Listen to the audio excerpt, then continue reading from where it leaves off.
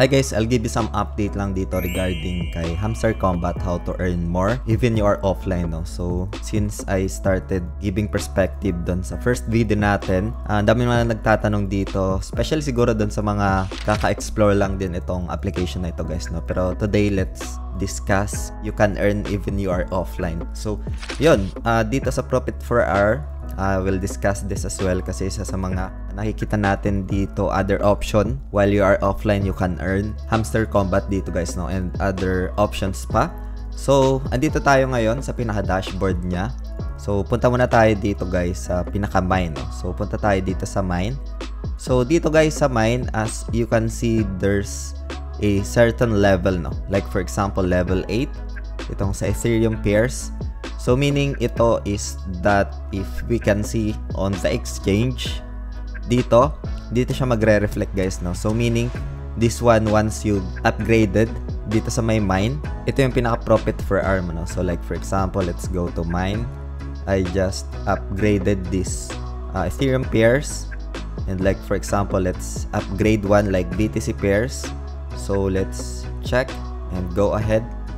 So, ito, malilis lang ito doon sa pinaka-current balance mo. As we can see, 1.9k na. So, if ever na offline ka, automatic siya dito mag-earn, no? Automatic siya mag-generate ng pinaka-coin dito. So, dito naman sa mine.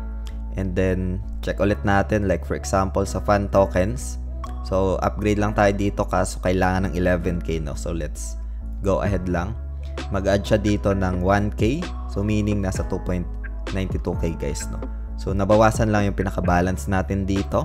Pero practically speaking guys, if sobrang tagal mo na dito, if ilang months ka na nag-start dito, ito is one of good example, no, kasi automatic na siya eh. So like for example, let's go offline for a few hours.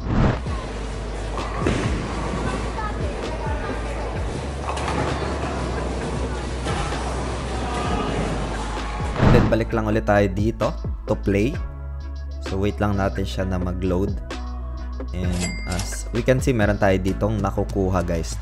Just like for example, it depends on the hourly that you are offline, no? So okay lang natin to, mag-add na siya dito. So other option guys is dito sa earn, no?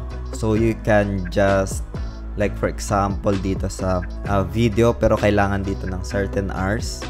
Daily reward as well guys, you can claim this daily, so every day. And like for example, you can also join to their Telegram group. You can also follow sa kanilang X, tapos you can select exchange. And if you have friends na interested dito, so ito muna yung mga na-claim ko dito guys, no.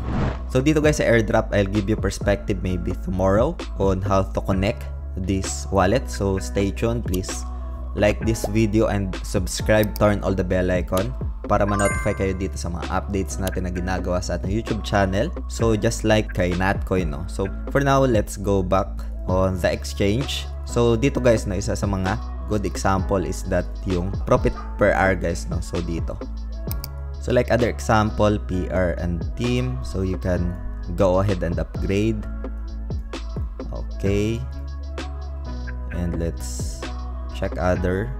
So like for example this one, go ahead and like let's go back sa markets. So let's upgrade this one. And heads up lang guys, no, ito will bilis doon sa pinaka balance mo, yung ginamit mo pang upgrade, but you can just tap this one lang naman. And yon, just like for Natcoin, sa Natcoin will do some giveaways guys, no, as well as this one for Hamster Combat sa exchange. And yung official link naman ng exchange na ginagamit natin, lalay ko na lang sa description ng video na ito. Doon ko na lang din i-reward or i-gift, no, para distributed yung pinaka giveaways natin dito. So yun, thank you so much for the support guys, I really appreciate that. At kung meron man kayo mga questions dito sa application na ito, feel free to comment and I'll give my perspective dito, especially on the upcoming transfers, how to claim this Hamster Combat, as well as for this connection to Ton Wallet once this application or this project get listed on major exchanges guys. So that's it for today. Maraming salamat ulit guys sa panunood. Ingat tayong lahat. Peace out. bye for now.